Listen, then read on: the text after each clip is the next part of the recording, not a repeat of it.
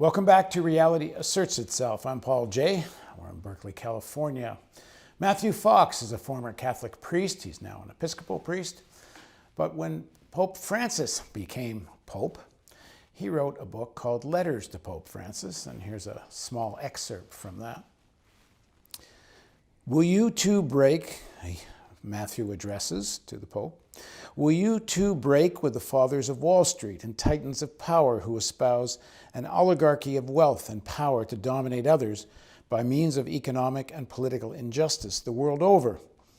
Those who are hiding $32 trillion in secret offshore accounts to guarantee they and their corporations pay no income taxes. That book, Letters to Pope Francis, is a series of letters where Matthew challenges the Pope to, I guess, rise to the occasion. And now joining us to talk about whether he thinks the Pope has is Matthew Fox. Thanks for joining us. Thank you. Good to be here, Paul. So, how has the Pope done in terms of your expectations? I said earlier in our interviews, you and I interviewed just after he became Pope, and you didn't have a lot of expectations for what came. How has he been doing in terms of standing up to the fathers of Wall Street, as you put it? And then let's talk about those in the church who aren't very happy with the way he is doing some of that. Well, I think that his standing up to what he calls the idolatry of money has been strong. And it's been strong because of the enemies he's made, like Rush Limbaugh saying he's a Marxist. And as you say, the fire in the right wing to shut him up. And I think he's made, many an appeal on behalf of the poor and the oppressed. And of course, he comes from a third world continent, so he knows about that pretty much firsthand. So you really give him credit for that, I think. I think his encyclical Laudate Si on the environment is a marvelous bit of work. I think it's very important. And that too has angered the right people, I think. But I think he really lays out he doesn't just talk about the problem, but I think he lays out in a very positive way how we can find our way through this number one moral issue, really, of our time. I did an article on that encyclical, and one thing I learned was he uses the word beauty like 27 times. So he's really developing, to me it's an encyclical of very creation spirituality. The encyclical has one fellow who's in his 80s, a very wise man, said to me, well, this is a coming of age of creation spirituality.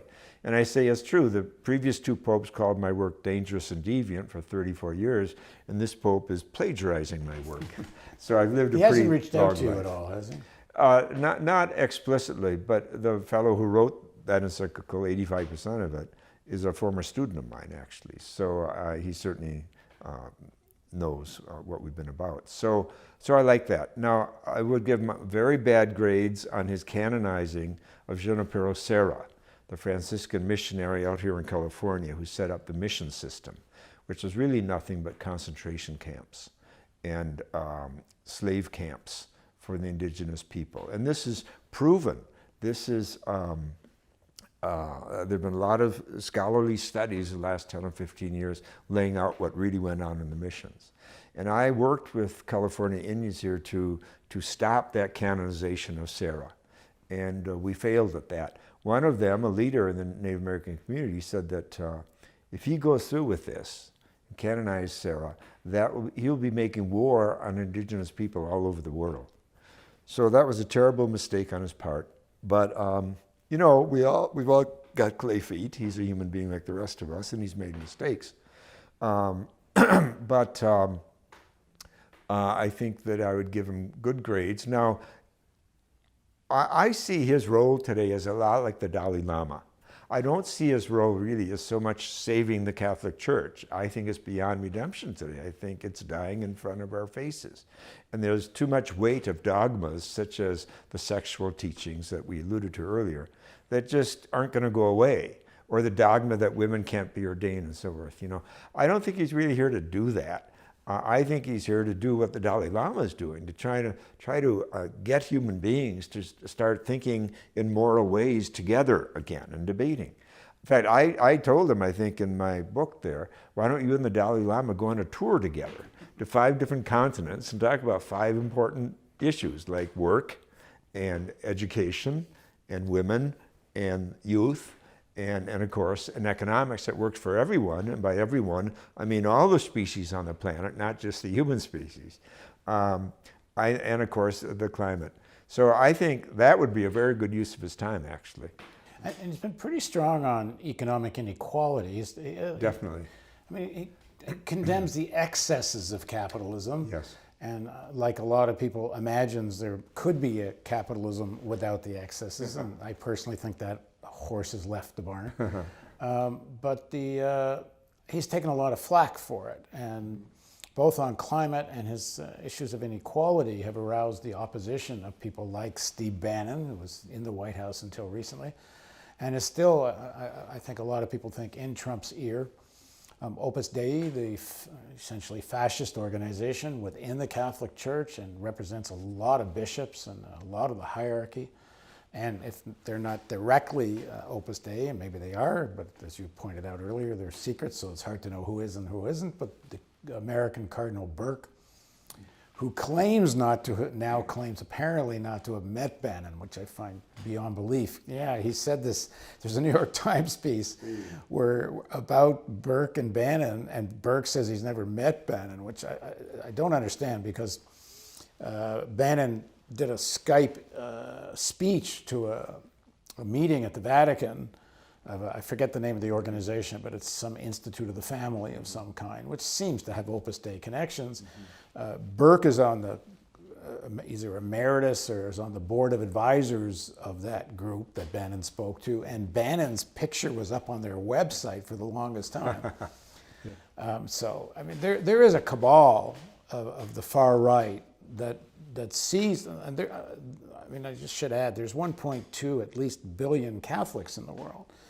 And the moral authority of the church, maybe it wasn't what it was, but it's still significant in many parts of the world. And so it matters, and to have a pope that comes out quite strongly in many ways against the Opus Dei, Bannon, Trump, and others' agenda, they don't like. So talk about, who Opus Dei is, and this real fascist trend within the church and what it means in terms of Pope Francis. Well, the founder of Opus Dei was a Spanish priest named Escriva. In the 1920s, he founded it. And, in Spain. In Spain, yes.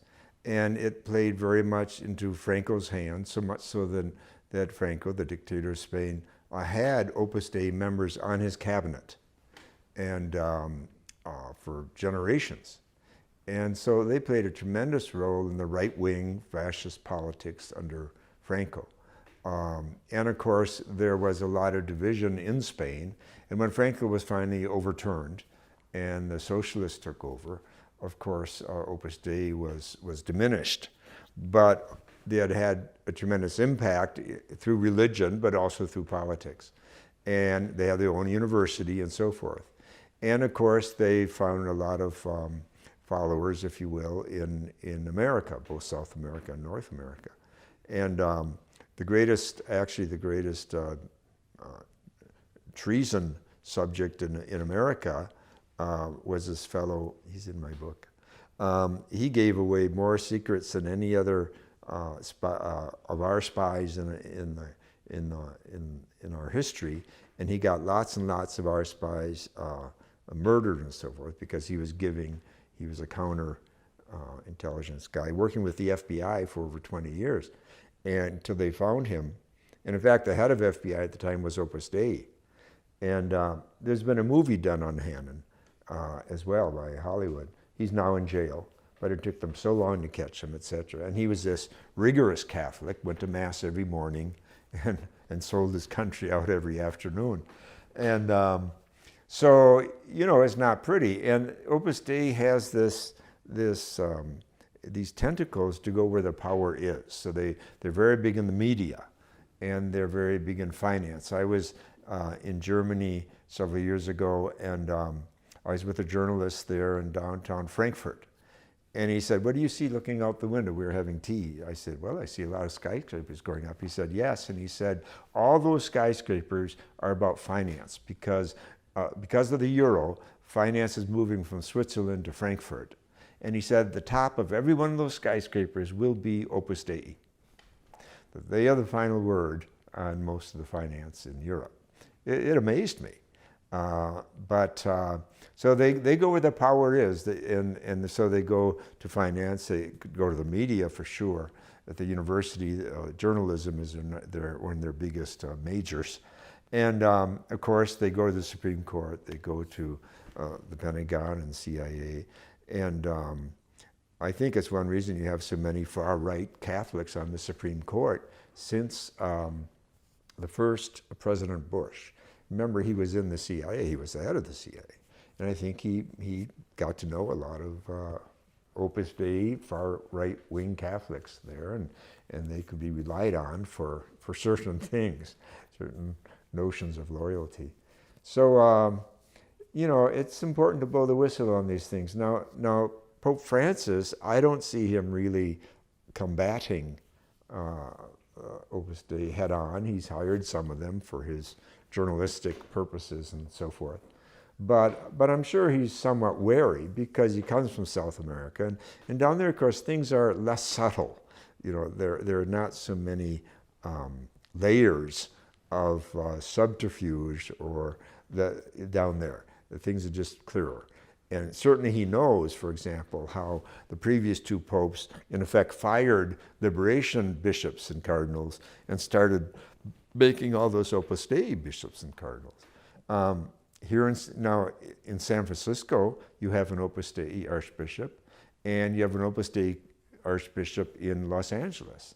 So here are the two biggest dioceses on the West Coast, and one of them is the biggest diocese perhaps in the country, run by an Opus Dei bishop. These, of course, were appointed by previous popes. I don't think Pope Francis has appointed any Opus Dei cardinals or bishops since he's come on. How would you describe the Opus Dei belief system? What do they advocate? It's all about obedience. And it's very rigid and very strict. And it's very patriarchal. Women play very subservient roles. And Escriva himself was an absolute sexist. He would scream at women and when his eggs weren't cooked right or something like that. Now, another dimension of this is that they canonized Escriva in the fastest canonization ever in history. That was JP2. They rushed him through on the JP2. And obviously, Ratzinger. A lot of money was involved in that. And they actually changed the entire canonization process, beginning with Escriva. They throw out the devil's advocate. And so at his canonization process, no one was allowed to speak who knew his dark side. And he had these tremendous dark sides, like the way he treated women, but other things too. So fascism. Right, it's fascism. It's about power and control. It's very secretive. That's why it's very hard to find out who is and isn't Opus Dei. I know one quick story about Opus Dei. Sergeant Shriver, who was a very practicing Catholic, as you may know, from Notre Dame. He went to Mass almost daily. He was invited into Opus Dei, and he actually stepped in, joined for a little bit, and then he got the hell out as soon as he figured it all out. But it's interesting, see. And they set up camps, if you will, or recruits on a lot of Catholic college campuses in this country. They go after the younger generation, and they say, we can promise you a sense of community, and look at how much success our people have. They're hard workers, and they get good degrees, and they make it in journalism, they make it in banking, they make it in politics, they make it in the church. We have a lot to offer you, kind of a thing. And they've done this not just in North America, but in Europe too. I know in England they've done this too. How much do we know about whether Steve Bannon is directly Opus Dei or just shares values with Opus Dei? Yeah, I don't know the answer to that. I would guess he's not Opus Dei because there's nothing particularly religious about him, except that he hangs on to this mythology and ideology of the Christian. He likes to talk about Christian Europe. Well, that's his mission, he says, the defense of Western Christian civilization. Right. Anti-Islam, anti-China. Exactly. And yeah, he's taken that upon Comes from himself. finance. Right. He's taken that upon himself. But yeah, I mean, sometimes our media leaves us ignorant of how the right-wing movement that you have embodied in Trump and Bannon is alive and well in many parts of the world today. I mean, what's happened in Hungary, what's happened in Poland, of course, what's happening in Russia, and other places, including some countries in Africa. And so, you know, there's this bigger thing going on, and we should realize that we can over-obsess, I think, about Trump, you know. And of course, Trump didn't just drop out of the sky. Trump really represents, I think, the dark side of the Republican Party the last 30 years. You know, the whole Southern strategy and so forth and the whole Koch thing. You know, the whole Koch ideology began in Virginia. Which ideology? The Koch brothers. Oh, Koch. Yeah, the Koch brothers. It began with in Virginia with the rejection of the Brown versus education decision. So it's about racism at its origins. And all these dog whistles are about that. And then finally getting a current Secretary of Education who wants to cut money for public schools and put it all in private schools. That goes way, way back. So, and you know, the Koch brothers themselves said this is amazing phrase they used, that capitalism has to trump democracy. That's their goal. And you have to admit they've been very successful. They've been training judges in this country for decades. All these right-wing judges that now Trump is appointing at all levels of the judiciary, including the Supreme Court, they come into these Koch schools that they did a lot of training of lawyers to get them to think in this particular way. Okay, in the next segment of our interview, we're going to talk about American Cardinal Burke, targeting not only Pope Francis, but trying to encourage a rise of far-right movements in Europe and here and right into the White House. So please join us for the continuation of Reality Asserts Itself on the Real News Network.